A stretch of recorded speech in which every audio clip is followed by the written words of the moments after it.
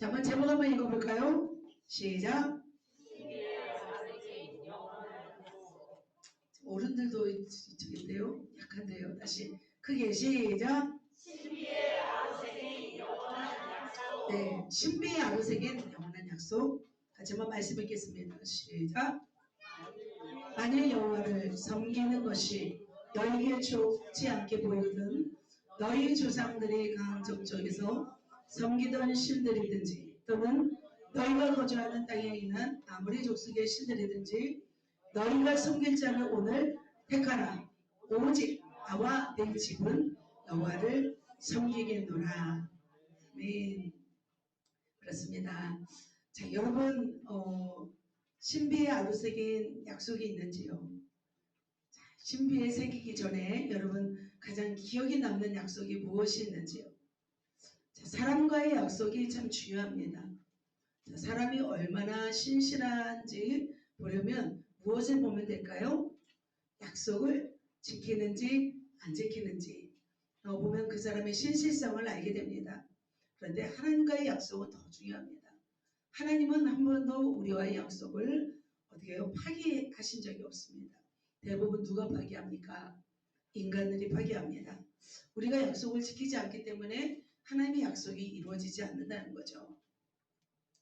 자, 저희 어머니는 어릴 적 이모 집에서 자랐다고 하십니다. 여러분 이모 집에서 자라신 분 계신가요? 6.25를 만나서 우리 외할머니가 6남매를 키울 수가 없었다고 합니다. 그래서 저희 어머니를 이모 집에 데려다 주면서 10밤만 자고 나면 내가 데리러 갈게 라고 말해놓고 외할머니는 저희 어머니가 어른이 되어서야 찾아오셨다고 합니다. 그래서 어릴 때 기차만 지나가도 울고 대문만 바라봐도 울고 그렇게 누군가 발자국을 기다리면서 사셨다고 합니다. 그 엄마에 대한 그 그리움이 너무나 사무쳤기 때문에 부모의 사랑을 받고 싶어서 시부모가 있는 집으로 시집을 오셨습니다. 그렇습니다. 제가 이야기를 하냐면 얼마나 그 약속, 그 열밤만 자고 오면 내가 데리러 올게 하는 그 약속을 얼마나 붙잡고 사셨을까라는 생각이 들었습니다. 정말 지키지 못한 그런 아픈 약속이었습니다. 또 여러분 또 어렸을 적 어떤 약속을 한 적 있나요? 네잎클로버, 그죠? 반지해 주면서 거기서 결혼하자고 한 친구 있었나요? 웃고 계시네요. 있으셨나봐요. 저는 어렸을 때 못생겨가지고 저를 좋아해 준 사람이 없었습니다. 네, 참 아픈 현실이었죠. 자, 그런데 오늘 본문에 이스라엘 백성들에게 바로 이런 약속을 하나님이 하십니다. 하나님과 마음 깊은 곳에 비석처럼 새겨놓은 영원한 약속을 바로 이스라엘 백성들과 하나님과의 약속을 합니다. 자, 근데 그 약속을 하기까지 쉽지 않았습니다. 그래서 이스라엘 백성들에게 여호수아는 단도리 작업을 합니다. 자, 단도리가 뭔지 아시죠? 흔들리지 않도록 마음과 상황을 다 잡게 하는 것입니다. 자, 그렇다면 여호수아는 왜 이러한 이스라엘 백성들에게 단도리 작업을 했을까요? 굉장히 어려운 시점이 왔기 때문입니다. 자, 지도자의 마지막 숙제가 있었습니다. 왜냐하면 신앙이 흔들릴 위협적인 상황이 왔습니다. 백성들을 인도하고 영적인 삶을 지탱해 줄 여호수아가 떠날 시각이 가까웠기 때문입니다. 자, 백성들은 몰랐습니다. 하지만 여호수아는 자기가 떠날지를 알았습니다. 자, 여호수아는 23장에서 그래서 누구를 불러 모았어요? 지난주 기억나십니까?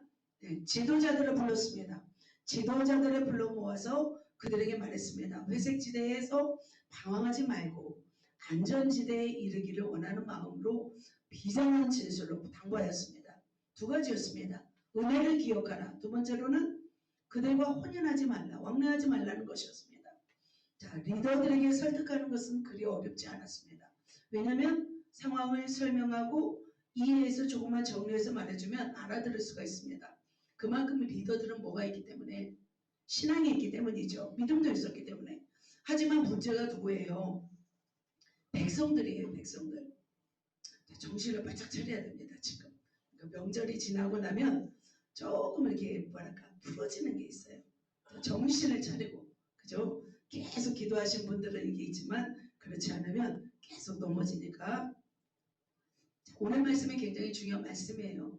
왜냐하면 여러분의 평생이 있어서 내가 어떻게 살 것인가를 오늘 결정하는 날이기 때문이죠. 자, 어떻게 남은 백성을 단도리하고 정말 주님이 원하시는 길을 가게 할지 고민했습니다. 자, 이런 상황에서 남겨진 그들에게 어떤 바른 가치를 전달하고 그들이 그 가치를 품고 살아가게 할 것인가, 그것이 바로 지도자의 마지막 숙제였습니다. 그런데 놀랍게 오늘 본문에서 여호수아는 그 이스라엘 백성들에게 이 모든 것들 정말 영원한 선택을 할 수 있도록 바로 인도합니다. 자, 여러분 설악산에 가보셨습니까? 설악산의 아름다운 절정이 겨울의 눈꽃 축제입니다. 그 자태를 아름답게 수놓은 것처럼 여호수아는 바로 마지막 그 말씀을 통해서 그 선택, 자신의 어떤 결단을 통해서 정말 아름다운 그 명언을 남기고 이 땅을 마무리합니다.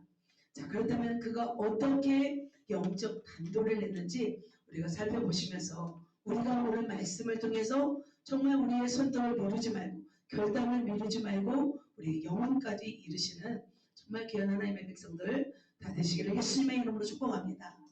여호수아가 어떻게 영적 단도를 했는지 세 가지만 살펴보도록 하겠습니다. 자, 첫 번째 한번 같이 한번 읽어볼까요? 지금 각성하라. 자, 앞에 것을 정확하게 기억하시면서 자, 지금 뭐 하래요? 자, 여호수아는 백성들과 지도자들을 다 모았습니다. 그래서 시도한 것이 첫 번째 뭐였냐면 각성이었습니다. 여러분 각성이 뭔지 아세요? 각성은 깨달을 깰 성이래요. 의식이 전환되는 시점입니다. 그래서 잠에서 깨어나는 것처럼 무의식에서 의식으로 전환되는 순간을 각성이라고 합니다. 그래서 각성은 한마디로 빛이 들어오는 중대한 사건인 거죠. 자, 베드로는 언제 깨달았습니까? 닭이 2번 울기 전에 내가 3번 부인하리라 했죠. 닭이 첫 번째 소리 낼 때는 못 깨달았어요? 못 깨달았어요. 그런데 2번째 꽃기호할 때 그때 이제 깨달은 거예요. 주님을 자신이 부인했다는 것을 그때서야 깨달은 거예요. 바로 이런 것입니다. 의식이 전환되는 시점입니다. 자, 그러면 그러한 각성은 어디에서 나올까요? 갑자기 각성이 되나요? 여러분의 생각이 마찰에서 나와요. 그래서 마찰은 사고의 관성이라고 하잖아요. 게으름, 하기 싫어하는 이것을 깨뜨리는 충격요법입니다. 그렇다면 왜 우리 뇌에도 이런 충격요법이 필요할까요? 우리 시대는 사고하지 않는 시대가 되었습니다. 편리함을 추구하는 시대가 되었습니다. 자, 예전에는 덧셈 뺄셈을 뭘로 했습니까? 주판으로 했죠. 주산으로 했죠. 근데 요즘은 그거 쓰나요? 안 써요. 그죠? 그리고 옛날에는 제가 이렇게 고속도로를 갈 때 뭘 가지고 다니냐면 큰 지도를 가지고 다녔습니다. 지금은 뭘로 다녀요? 내비게이션을 합니다. 그리고 편리한 AI 시대 컴퓨터가 모든 걸 해주고 있습니다. 그래서 사람들은 어떤 벽이 생겼냐면 사고하지 않는 관성의 벽이 생겼습니다. 그래서 빠르게는 가지만 깊게는 나아가지 못하는 시대가 되었습니다. 그래서 여호수아는 백성들과 지도자들을 모아서 그들의 관성을 깨트리는 사고의 마찰, 그래서 각성시키고 있습니다. 자, 그렇다면 먼저 무엇을 각성시키고 있는지 한번 보도록 하겠습니다. 한번 이 말씀을 강하게 한번 읽어볼까요? 시작. 예측에 너희들의 조상들 곧 아브라함의 아버지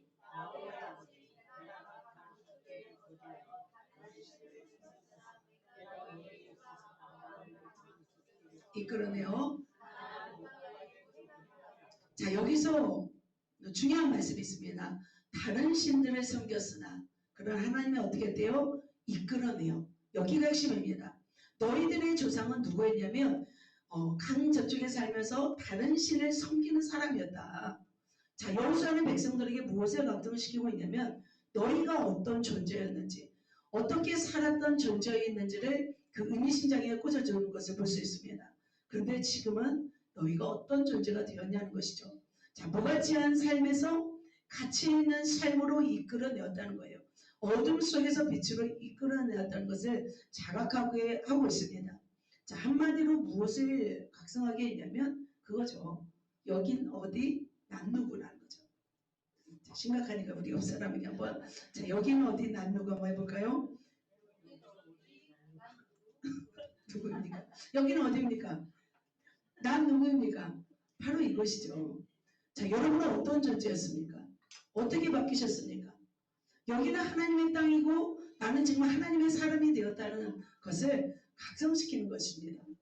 자, 그러니까 놀라운 것은 뭐냐면 사람이 깨닫는 것이 참 놀라운 것 같습니다. 깨달을 수 있는 것은 누구만이 깨달을 수 있습니까? 누구만이 깨달아요? 네, 사람만이 깨닫습니다. 소나 돼지가 깨닫습니까? 소나 돼지가 깨달으면 어떻게 될까요? 소가 깨달았습니다. 그럼 어떻게 되겠습니까? 그죠? 온전한 짐승의 길을 벗어납니다. 봉기합니다. 그죠? 일다 왜 일만 시키냐 이거죠. 더 이상 더러운 음식을 주지 말라 이거예요. 신선한 여물을 달라 막 외칩니다. 돼지가 뭐예요? 돼지가 또 나를 뭐 꿀꿀이 죽만 주냐 막 할 거 아니에요. 이런 더러운 것을 먹이지 말라. 봉기하고 일어납니다. 그러나 소나 돼지는 깨닫지 못합니다. 누구만이 깨닫는 거예요? 하나님의 사람이 깨닫습니다. 여러분 깨닫지 못하면 우리는 뭐가 돼요? 동일하고요? 우리는 깨닫는 존재인 줄 믿습니다. 우리는 하나님의 형상입니다. 하나님의 형상인 인간에게 주신 위대한 축복입니다. 자, 여호수아는 하나님을 대변해서 이스라엘 백성들에게 자신의 존재의 가치가 어떻게 전환되고 있는지를 말하고 있습니다. 자, 그렇다면 또 두 번째로 자, 근본 존재의 가치를 변화시켜서 어떤 삶으로 변화시켰는지 또 설명합니다. 자, 빨간 글씨만요. 너희의 조상들은 애굽에서 인도하여. 이 뜻이 뭔지 아세요? 이스라엘 백성들은 어디서 종살이를 하였냐면 애굽에서 430년 동안 노예 생활을 했습니다. 이제는 노예 생활에서 너희들을 이끌어냈다라는 것은 뭐예요? 바로 자유시민이 되었다는 거예요. 신분 변화의 각성을 그들에게 일으킵니다. 그들이 하나님의 백성이 되었지만 바로 애굽의 노예로 살았다는 것을 그들에게 알리고 있습니다. 그들의 삶은 비참했습니다. 애굽의 고통스러운 노예의 삶을 전락해서 자신의 힘으로 나올 수 없는 상황이었습니다.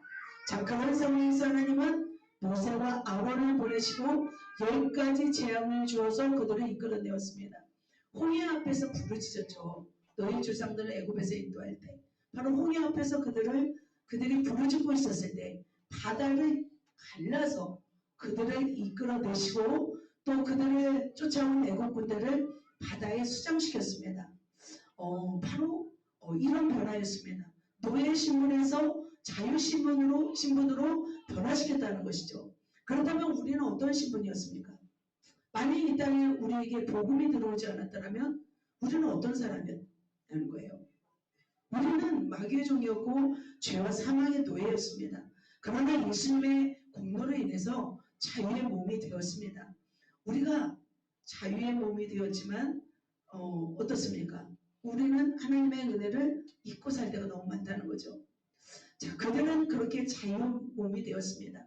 홍해를 갈라서 가나안 땅으로 가서 광야로 가서 가나안 땅으로 가려고 했지만 그들은 패역했습니다. 하나님의 은혜를 저버렸습니다. 그래서 미련해서 어디에서 죽냐면 광야에서 다 죽어야만 했습니다. 그럼에도 불구하고 하나님은 1세대만 죽이기로 하신 거예요. 2세대는 남겨둡니다. 그들을 버리지 않으십니다. 그리고 나서 어떻게 해요? 애굽에서 행한 일을 너희가 보았으니 아모리 족속의 땅으로 들어가게 하며 그들을 너희 손에 넘겨주매 나는 그들을 너희 앞에서 멸절시켰으며. 무슨 말입니까? 하나님은 바로 가장 좋은 땅을 선별해서 그들에게 살아갈 터전을 마련해 주었습니다. 그 땅에 살고 있는 모든 족속들을 몰아내고 그들을 멸절했으며 그들을 그 땅을 점령해서 살게 하셨습니다. 바로 너희들의 힘이 아니라 하나님이 도우셨음을 상기시키는 거죠. 그리고 또 지난주에 말씀했던 바로 이 말씀이죠. 이 말씀을 한번 같이 한번 읽어볼까요? 너희가 수고하지 않은 땅과 너희가 건설하지 않은 성들을 너희에게 주었더니 너희가 그 가운데 거주하고 너희가 심지 않은 부동과 감나무의 열매를 먹는다 하셨느니라. 그들은 어떤 사람들이었습니까? 집도 땅도 없는 난민들이었습니다. 광야에서 집도 없었어요. 땅도 없었어요. 남매들이었습니다. 하지만 그들에게 뭘 주었습니까? 지금 땅을 주었습니다. 집도 주었습니다. 세계 최고의 멋진 백성이 되게 하였던 것입니다. 자, 그들의 삶 속에서 현재까지 인도하신 하나님의 위대한 여정을 그들에게 깨닫게 한 거예요. 그래서 그들이 미처 열지 못한 뇌 성광을 지금 일으키고 있는 거예요. 여호수아는 감정을 자극하지 않았습니다. 무엇을 깨웠습니까? 기억을 깨운 거예요. 그들의 여호수아의 설득 방식은 바로 그들의 생각을 각성하는 방식이었습니다. 자, 사랑하는 성도 여러분, 그렇습니다. 이스라엘 백성은 과거 사건을 통해서 자신이 지금 어디에 있는지, 자신이 누군지를 깨닫게 하고 있습니다. 그렇다면 저와 여러분도 어떻게 돼야 될까요? 우리도 깨어나야 될 줄 믿습니다. 우리가 얼마나 은혜를 잊고 사는지 모릅니다. 은혜를 잊는 순간 뭐가 시작됩니까? 타협이 시작됩니다. 그런데 각성은 어디에서 시작되냐면 기억에서 시작됩니다. 그래서 우리는 끊임없이 우리에게 행하신 하나님의 일들을 기억해야 합니다. 그래서 우리의 뇌가 흐르도록 열어놔야 돼요. 계속 우리의 뇌가 새롭게 흐르도록 통로를 열지 않으면 어떻게 될까요? 뼈가 굳습니다. 그죠? 뼈가 굳으면 어떻게 됩니까? 좁아지잖아요. 우리 뇌가 굳으면 어떻게 될까요? 뇌가 굳으면 꼰대가 되는 것 같습니다. 여러분 꼰대 아십니까? 꼰대? 그래서 나이 좀 있으신 분들이 이제 막 그잖아요. 자기의 편협한 생각으로 그 뇌를 열지 못하니까 그죠? 그렇게 되는 거죠. 그래서 우리는 계속해서 우리는 각성을 해야 된다는 거죠. 자, 그렇다면 첫 번째로 우리가 무엇을 각성해야 될까요? 여러분의 존재 가치가 변했다는 것을 우리는 각성해야 됩니다. 첫 번째는 존재 가치 변화입니다. 우리나라는 우상 숭배가 극심했던 나라였습니다. 인구의 90%가 90에서 95%가 못 사는 신분이었습니다. 자, 조선시대 500년 가운데 상류층에서 5%에서 10%만이 토지 소유를 가졌습니다. 과거 시험을 볼 수 있었습니다. 그것은 양반층만이 누릴 수 있었습니다. 여러분 양반이셨습니까? 자, 나머지 평민, 천민은 고통스러운 삶을 살았습니다. 자, 그 당시 복음이 없었던 그 시대에 모든 백성들은 마귀에게 속혔고 죽으면 지옥 갈 백성이었습니다. 그런데 복음이 이 땅에 들어와서 모든 우리나라 민족이 어떻게 되었습니까? 토지를 소유하게 되었고 과거 시험을 우리 모두가 대학 갈 수 있잖아요. 그리고 또 하나님의 백성이 되었습니다. 그래서 우리는 이것들을 깨달아 알아야 될 줄 믿습니다. 며칠 전에 박 집사님이 잠언을 읽으셨다고 하시더라고요. 그러면서 어떤 깨달음이 있었냐고 했더니 자기가 지금까지 존귀의 앞잡이로 살지 못하고 비련하게 사셨다고 고백하셨습니다. 얼마나 웃음이 나오는지 모르세요. 아, 말씀을 보셔도 이렇게 깨닫는구나. 마찬가지로 하나님이 우리에게 행하신 일들을 우리는 기억해야 될 줄 믿습니다. 예수님을 만나기 전 여러분은 어떤 삶을 사셨는지요? 어둠 속에서 방황하던 우리를 여기까지 인도하셨습니다. 우리는 매일매일 새롭게 주님의 행하신 것들을 바라봐야 합니다. 또 그리고 우리는 지금 어떤 나라의 백성인가? 어떤 교회의 소속인가? 내가 예수 제자교회를 만나기 전 여러분 어떤 삶을 사셨는지요? 교회를 잘 만나는 것도 뭘까요? 하나님의 은혜인 줄 믿습니다. 교회를 그래서 소중히 여기셔야 됩니다. 저도 지난 세월을 생각해 보니까 하나님의 은혜가 아니면 여기까지 올 수 없었다는 것을 제가 깨닫게 되었습니다. 사랑하는 성도 여러분, 어떻게 해요? 지금 이 순간 여러분 깨어나시기를 예수님의 이름으로 축복합니다. 자, 두 번째입니다. 그래서 오늘 깨달음을 나누세요.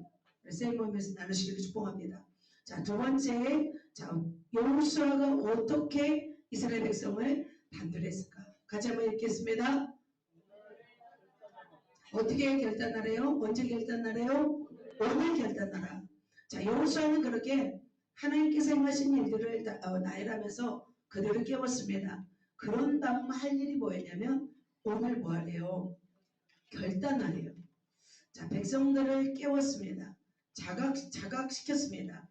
자, 감정선에 도달하게 되었습니다. 자, 그들에게 무엇을 요구했냐면 결단을 요구했습니다. 자, 그러면 24장 14절까지 한번 읽겠습니다. 시작. 그러므로 온전한 인전함과 진실함으로 그랬습니다. 너희의 조상들이 강저쪽과 애굽에서 섬기던 신들을 치워버리고 여호와만 섬기라. 자, 그러므로가 여기서 핵심입니다. 자, 너희가 깨달았다면 이제 할 일은 뭐라는 거예요? 그러므로 여호와만 섬기라는 것이에요. 그래서 여호와를 경외하고 온전함과 진실함으로 그를 섬기라. 이것이 바로 여호수아가 두 번째 이스라엘 백성들에게 명령한 일이었습니다. 자, 회색 지대를 벗어나서 분명한 노선에 도달하라라는 뜻입니다. 자, 그렇게 살기 위해서는 어떻게 해야 돼요? 뭘 해야 됩니까? 결단을 해야 된다는 거예요. 그래서 결단시키기 위해서 여호수아는 먼저 한번 선택권을 줍니다. 자, 어떤 선택권을 주냐면 쭉 설명합니다. 만일 여호와를 섬기는 것이 너희에게 좋아 보이지 않는다면 강 저쪽에서 섬기던 신들이든지 아니면 지금 거주하고 있는 아모레 족속의 신들이든지 너희가 섬길 자를 뭐 하래요? 오늘 택하래요. 택하래요. 자, 만약 너희가 여호와를 섬기는 것이 좋지 않아 보이든지 아무튼 오늘 뭐 하라는 거예요? 택하래요. 선택하래요. 자, 그렇다면 여호수아는 왜 이렇게 했을까요? 왜 여호수아는 이렇게 오늘 택하라 했을까요? 이것은 단순한 선택이 아니었어요. 무슨 선택이었냐면 시간을 못 박는 것이었습니다. 신앙은 뭐냐면 미루는 순간 뭐하게 될까요? 무너집니다. 자, 이스라엘 백성이 광야 몇십 년을 지냈습니까? 40년 동안 하나님을 경험했지만 반복적으로 흔들렸습니다. 자, 홍해를 건너고 나서 뭐 없다고 불평했습니까? 물이 없다고 불평했습니다. 자, 만나를 먹고서도 원망했습니까? 원망했습니다. 그죠? 고기도 못 먹고 파, 배추, 다 참외 못 먹는다고 원망했습니다. 자, 가나안에 들어와서도 타협했습니까? 안 했습니까? 타협했습니다. 그래서 여호수아는 언젠가 너희가 선택하라라고 말하지 않습니다. 어떻게 선택하래요? 오늘 선택하라는 거예요. 자, 내일은 뭘까요? 내일은 도피처예요. 영적인 도피처. 그래서 사단은 늘 뭐 어떻게 미루고 있습니까? 내일로 미루게 됩니다. 다이어트도 내일로 미루면 안 돼요. 그죠? 다 내일로 미루었기 때문에 이 모양이 됐죠. 자, 기도도 어떻게 해요? 내일로 미루면 안 돼요. 오늘 기도할 것은 오늘 기도해야 됩니다. 그래서 너희가 섬길 자를 오늘 선택하라. 그 설명이 끝나고 요구가 시작되는 것이에요. 그래서 오늘이라는 단어입니다. 그래서 미루지 말고 누구를 섬길지 지금 오늘 선택하라는 것이었습니다. 그 당시 그 땅 가나안 문화가 있었습니다. 그래서 중립이 불가능했어요. 자, 가나안 문화가 있고 하나님 문화가 있습니다. 자, 그래서 그들은 나는 있어도 안 섬기겠다 이게 아니었어요. 여호수아는 지금 긴박성에 있었습니다. 왜냐하면 마지막 시간이었습니다. 자신이 떠나면 방향을 잃기 때문에 오늘이라는 시간을 단정지어서 선택하라는 거였습니다. 자, 이렇게 너희가 선택하라 하면서 여호수아는 어떻게 했을까요? 자기는 선택했을까요? 안 했을까요? 자기도 선택합니다. 같이 읽겠습니다. 오직 나와 내 집은 여호와를 섬기겠노라 말하고 있습니다. 자, 점점 이제 여호수아의 단도리는 점점 크레센도처럼 점점 세게 그들의 심령에 파고들기 시작했습니다. 자, 여호수아는 굉장히 분명하고 단호한 어조였습니다. 자, 여호수아는 선택지를 나열했지만 여호수아는 결론이 어떻게 됐어요? 본인의 결론은 분명했습니다. 나는 내 집은 여호와만 섬기겠다라고 선언했습니다.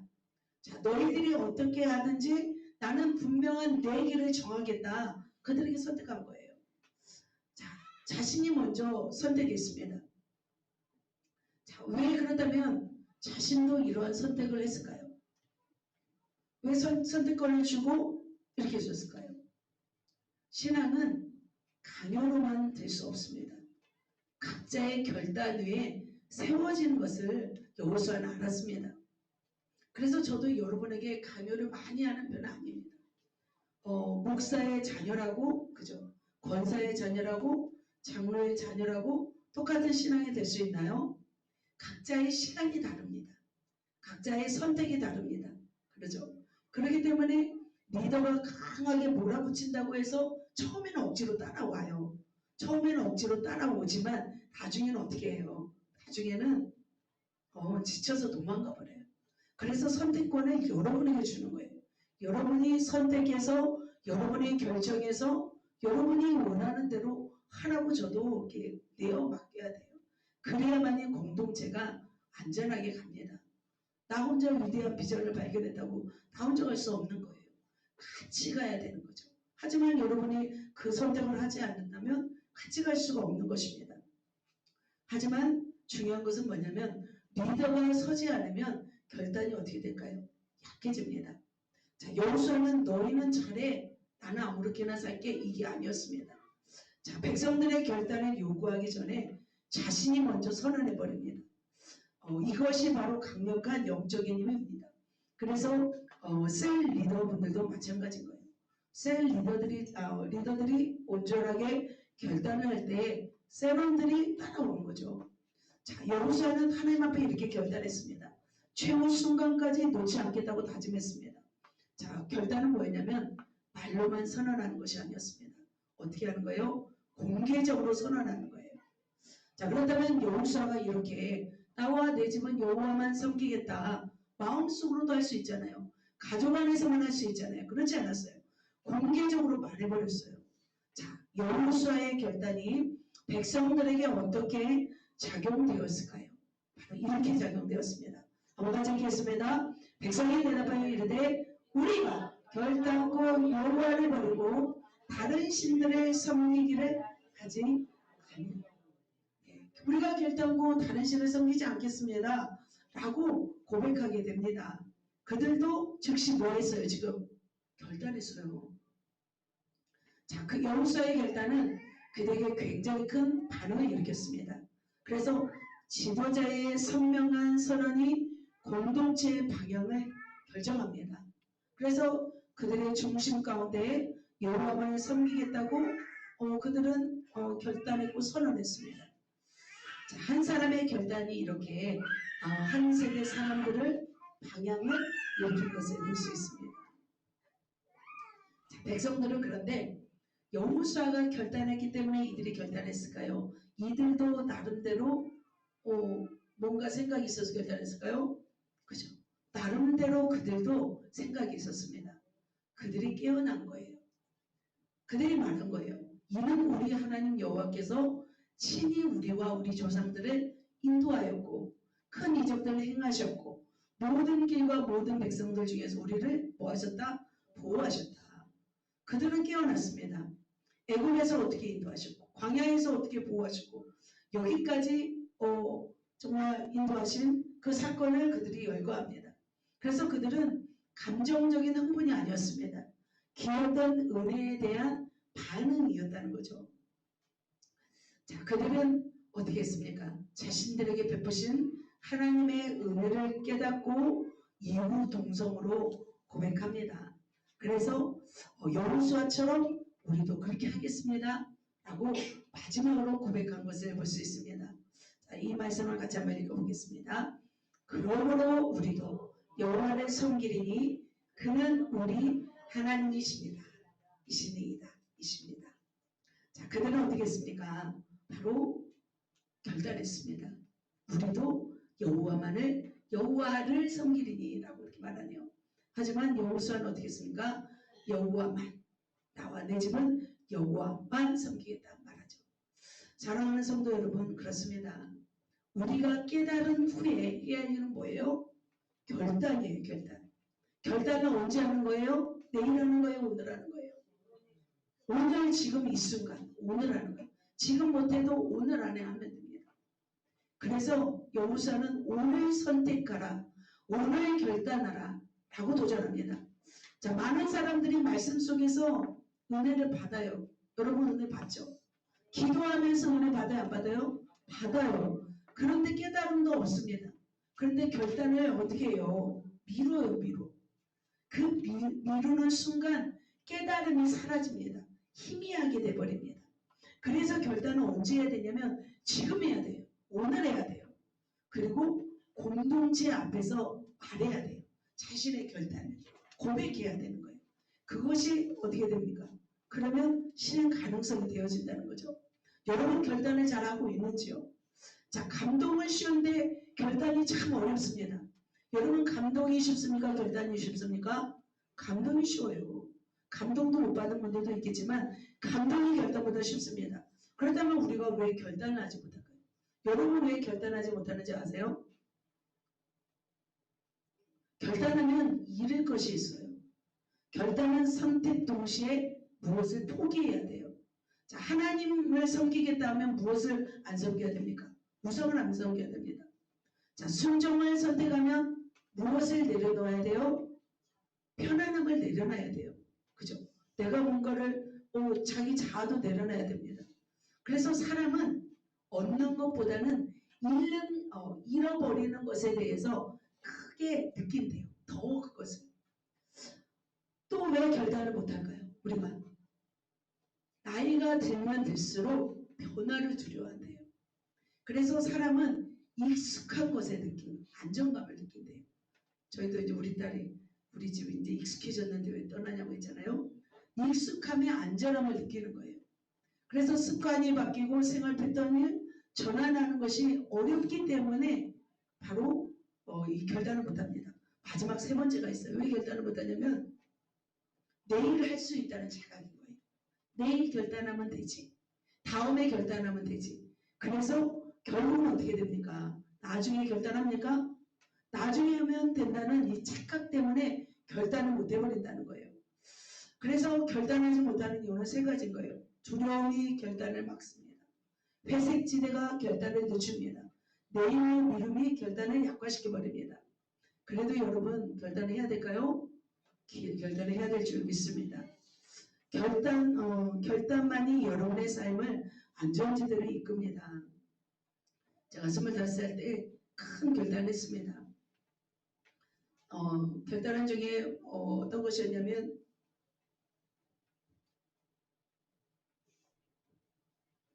내 인생에 은혜를 주신 하나님 앞에 내 인생을 드려야겠다 다짐을 했습니다. 그리고 결단한 다음 주에 사표를 쓰고 직장을 그만두었습니다. 그래서 직장을 나오는 날 하늘을 나는 것처럼 기뻤습니다. 그런데 결단을 했고 실행을 했지만 쉽지가 않았습니다. 주위 사람들의 반응이었습니다. 네가 무슨 신학을 하냐? 어떻게 먹고 사냐? 그래도 너희 가정에서 네가 제일 멀쩡한데 네 부모를 누가 섬기냐? 막 이런 별별 소리가 다 들려왔습니다. 그리고 정작 내가 결단을 했지만 그 다음에 이제 후폭풍이 몰려온 거죠. 내가 과연 할 수 있을까? 그런데 이미 결단을 했고 직장은 이미 다른 직원이 와 있고 되돌아갈 수 없었습니다. 그래서 결단이 너무 중요하구나. 내가 만약에 그때 결단하지 않았더라면 또 계속 미뤄졌을 거예요. 자, 사랑하는 성도 여러분, 그렇다면 하나님이 여러분에게 무슨 결단을 하기를 원하시는지, 여러분은 무슨 결단을 하고 싶으신지요? 저는 이번 주 결단을 했습니다. 주님을 위해서 죽겠습니다. 결단을 했습니다. 그리고 주님을 위해서 살겠습니다. 주님을 위해서 살아가겠습니다. 결단했습니다. 근데 놀라운 것이 있었어요. 우리 교회가 어떤 문 앞에 도달했다고 말씀하신 적이 있거든요. 어떤 목사님이. 그래서 문이 무엇일까? 작년에 우리 이제 기도하신 분하고 나눴지만 그 말씀을 작년 1월 달에 들었어요. 아니 작년 3월 달에 들었어요. 그래서 과연 나는 그때는 그 문이 언젠가 뭐 문이겠지 했는데 문이 지금 온 거예요. 그래서 그 문이 한 87% 정도 이렇게 열렸더라고요. 완전히 열리지 않았더라고요. 그래서 이 문을 열기 위해서 정말 결단을 했는데 문이 열려지는 것을 보았습니다. 그래서 사랑하는 성도 여러분, 제가 결단하게 되니까 문이 열려지는 것을 보게 된 것처럼 여러분이 결단하게 되면 여러분의 삶 속에서도 놀라운 축복의 문이 열릴 줄 믿습니다. 오늘 해야 할 결단을 오늘 결단하지 않으면 어떻게 될까요? 평생 결단하지 못합니다. 그래서 이런 표현이 있죠. 결단은 오늘 리더가 먼저 공개적으로, 결단을 왜 못하는지 제가 말씀드렸죠. 그죠? 결단은 뭐냐면 준비가 되었을 때 하는 것이 아니에요. 무엇이에요? 믿음으로 뛰어드는 거예요. 이것을 여러분 기억하세요. 그래서 매일매일 우리는 결단하면서 나아가야 될 줄 믿습니다. 자, 옆 사람에게 오늘 결단합시다 할까요? 오늘 결단합시다. 내일로 미루지 맙시다. 여러분 다 결단하시는 저와 여러분 되시길 축복합니다. 자, 마지막 결단까지 하였습니다. 자, 결단해서 끝나지 않습니다. 가정을 읽겠습니다. 시작. 평생 각인 나라. 이것이 중요합니다. 자, 결단은 방향을 바꿉니다. 자, 그 결단이 각인되지 않으면, 뱃속에 새겨지지 않으면, 신비에 새겨지지 않으면 희미해집니다. 자, 이스라엘 백성의 결단은 집단적인 어떤 공동체 속에서 이루어졌습니다. 지도자의 선언, 공적 집회, 언약의 갱신 때문이었습니다. 자, 그런데 여호수아는 어떻게 말한 줄 아세요? 이들을 각인시키기 위해서 이렇게 말합니다. 어떻게 말할까요? 우리 빨간 글씨만 시작. 여호수아가 백성에게 이르되 너희가 여호와를 능히지 섬기지 못할 것은. 그러니까 어떻게 말하는 거예요? 하나님은 거룩하시고 지도하시는 하나님이신데 너희가 과연 하나님을 섬길 수 있을까? 라고 말하는 거예요. 너희는 하나님을 섬기지 못할 것이다 라고 그들에게 막 이렇게 압박하는 것이에요. 자, 여호수아는 무엇을 요구했냐면 결단 이상의 무언가를 요구하는 거예요. 말로만 끝내버리지 않고 싶은 거예요. 그래서 좀 더 결단보다 좀 더 강인한 단어가 있습니다. 그것이 각오입니다. 각오. 결단보다 좀 더 진한 것이 각오예요. 각오. 자, 그들에게 각오를 인식시키려 하였습니다.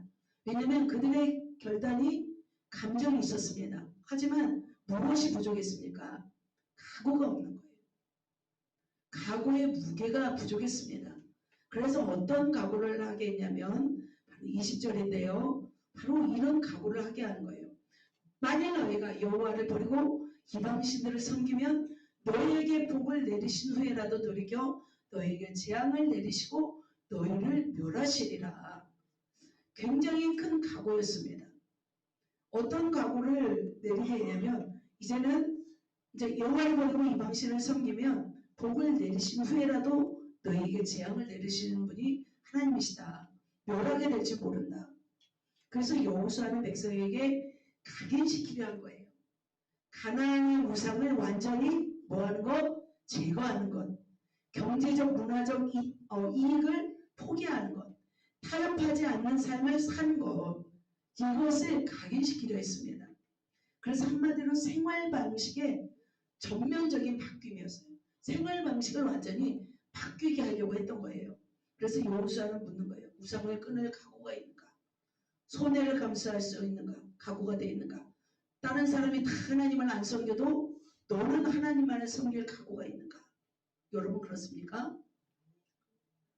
이와 같은 여호수아의 강압적인 이 압박 속에 각오하라는 이 말에 과연 그들은 반응했을까요? 그들은 반응합니다. 백성이 여호수아에게 말합니다. 아닙니다. 우리가 여호와를 섬기겠습니다. 라고 그들이 이제 스스로 이제 말하는 거예요. 그런데 그들의 자신의 언어로 말하게 되었습니다. 서로 말하는 거예요.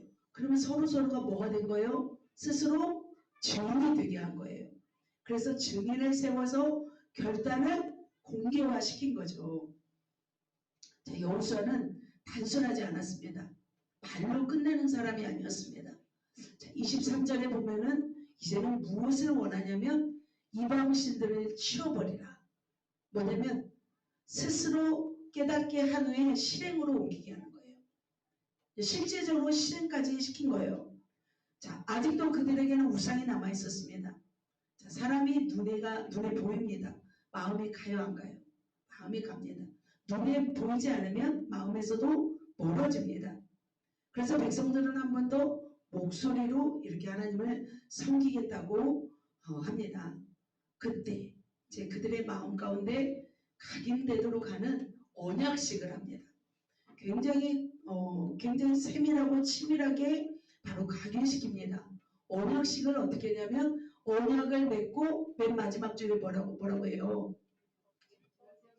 26절 시작.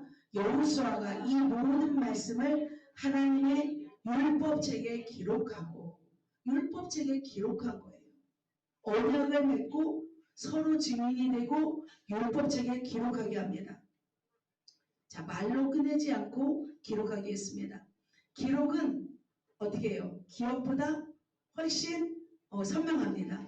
기록은 여러분의 기억을 보호합니다. 말은 흩어집니다. 그죠? 하지만 기록은 어디에요? 남습니다. 자, 각성은 마음으로 합니다. 각인은 뭐예요? 문서화할 때 강화됩니다. 그래서 순간의 고백, 결단을 공식적인 약속으로 묻는 것이에요. 그래서 율법책에 기록합니다. 그런데 여기에만 해당하지 않고 이들이 정말 각인하기 위해서 어떻게 하냐면 마지막 이겁니다. 마지막 절 이 말씀 한번 읽겠습니다. 모든 백성에게 이르되 보라 이 돌이 우리에게 증거가 되리니 너희가 너희 하나님을 부인하지 못하도록 이 돌이 증거가 되리라. 할렐루야. 뭘 세웠어요? 돌을 세웠습니다. 돌을. 자, 하나님을 부인하지 못하도록 증거가 되게 했습니까? 했습니다. 자, 그렇다면 왜 돌이었을까요? 돌은 무거워서 옮겨지지 않습니다. 세대가 지나도 돌은 남아 있습니다. 자, 그리고 잘 보이기 때문에 상기되기 때문이죠. 이처럼 돌에 새겨서 남겨서 그들의 결단을 잊지 않기 위함이었습니다. 자, 사랑하는 성도 여러분, 자, 여호수아는 이렇게 율법에 기록하고 돌에 새겼습니다. 왜냐하면 그들이 결단한 것을 각인시키려고 한 것입니다. 여러분 각인시키고 있는지요? 각인한 것이 있는지요? 돌에 새기고 글에 새긴 것이 있는지요? 덕진공원에 예전에 가본 적이 있습니다. 덕진공원에 지금은 그게 사라졌는데 막 있잖아요. 그 열쇠, 지금 열쇠 그 열쇠가 아니었나? 철수와 영이 영원히 사랑하다. 이렇게 막 써있 보셨습니까? 서울 남산타워에 가면은 열쇠로 막 엄청 묶어놨어요. 막 그죠? 사랑을 막 기록해 놓았습니다. 과연 이 사랑이 영원할까 싶기도 합니다. 여러분 수목원에 가본 적 있죠? 저기 저쪽 수목원에 대나무에다가 심겨놓은 거 보세요. 대나무에다가 글씨를 막 새겨 놓았습니다. 꼭 그런 사람이 누구랑 결혼합니까? 한 사람이랑 결혼합니다. 거기 영민님도 있던데 혹시 다른 영민이겠죠? 그 영민은 자, 얼마나 좋으면 남들이 보는 대나무에 새기고 그렇게 막 새길까요? 자, 여러분 그렇다면 여러분 어떻게 해야 될까요? 우리는 하나님의 말씀을 새겨야 됩니다. 그죠? 그것도 새기지만 평생에 남기 위해서 우리는 우리의 신비에 새겨야 됩니다. 우리의 가슴속에 새겨야 합니다. 여러분 가슴속에 아주 깊이 심겨진 다짐이 있는지요? 일생을 붙잡고 갈 각서가 있어야 됩니다. 표대가 있어야 됩니다. 일생에 내가 흔들 깃발이 있어야 됩니다. 뚜렷한 한 문장, 나는 이것 때문에 산다라는 여러분의 심령 깊은 곳에 한 문장이 있어야 되는 거예요. 한 문장의 깃발이 있어야 되는 거예요. 저는 한 가지가 있습니다. 저는 사명 위에 끝까지 간다예요. 나는 뒤돌아보지 않고 좌로도 우로도 치우치지 않고 끝까지 간다입니다. 별로 신경을 쓰지 않습니다. 저는 사명을 위해서 그렇게 달려가고 있습니다. 달려왔고 달려갈 것입니다. 이 문장이 저의 모토입니다. 가슴에 새기고 한 번도 뒤돌아보지 않고 살았습니다. 아파도 저는 아프면 안 돼요. 하나님 앞에 어떻게든 나 죽으면 안 되니까 어떻든지 사명을 감당해야 되니까. 우리도 마찬가지예요. 하나님께 여러분이 약속한 것이 있든지 여러분의 심령 가운데 결단한 것이 있다면 그것을 가슴에 새기고 돌에 새기고 물에 새기지 마시고 새겨서 살아가야 합니다. 많은 사람이 은혜를 받아서 들은 것은 있지만 가슴에 새기고 살아가는 것이 없습니다. 각인이 되어야 됩니다. 우리가 하나님의 말씀을 새기기 위해서 그렇다면 우리는 어떻게 살아가야 될까요? 여러분 어떻게 살아가기 위해서 노력하는지요? 실력은 여기서 결정되는 것 같습니다. 많은 사람들이 은혜는 다 받습니다. 다 말씀으로 다 꿰뚫습니다. 못 오는 분도 있고. 근데 실력 있는 사람은 어떤 사람이에요? 매주 살아내는 사람이에요. 그리고 신비의 세계고 글의 세계고. 우리 김우실 쌤은 엄청 적잖아요. 뭘 적는지 모르겠지만 정말 이런 말씀 막 새겨서 내가 살아가겠다고 해야 되죠. 안 그래요? 우리는 실력은 거기서 밥가름 나요. 결단하고 그 말씀을 살아내는 사람. 10년, 20년, 30년이 지나도 그대로인 사람과 6개월, 1년밖에 되지 않아도 멋지게 하나님의 사람으로 성장하는 사람은 결국 여기서 결판이 되는 거예요. 결단하고 살아내는 것입니다. 우리 교회에서 왜 셀 모임을 하시는 줄 아세요? 왜 셀 나눔질을 하시는 줄 아세요?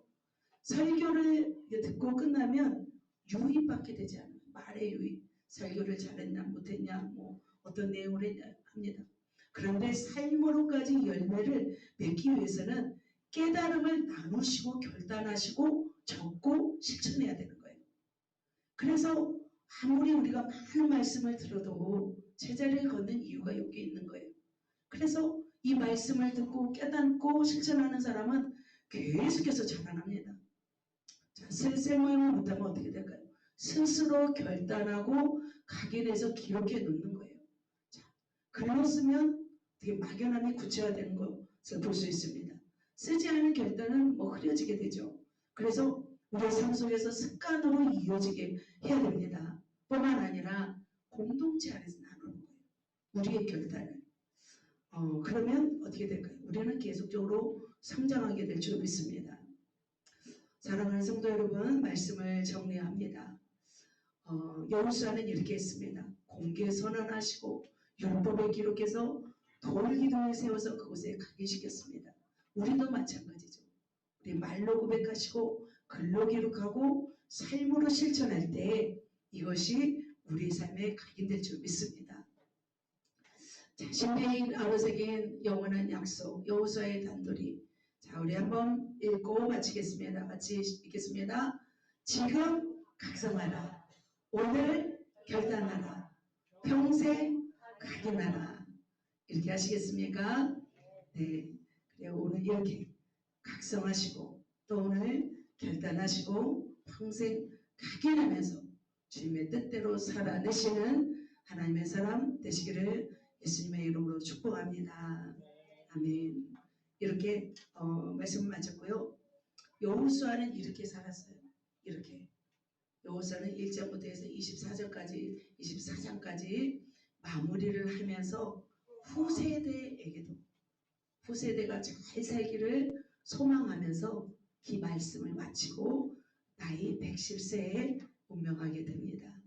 저와 여러분도 여호수아처럼 평생에 이렇게 여호수아의 유언을 또 따라서 우리가 평생에 살아내셔서 멋지게 하나님의 사람으로 발돋움하시기를 예수님의 이름으로 축복합니다. 아멘. 기도하겠습니다. 살아계신 하나님 감사합니다.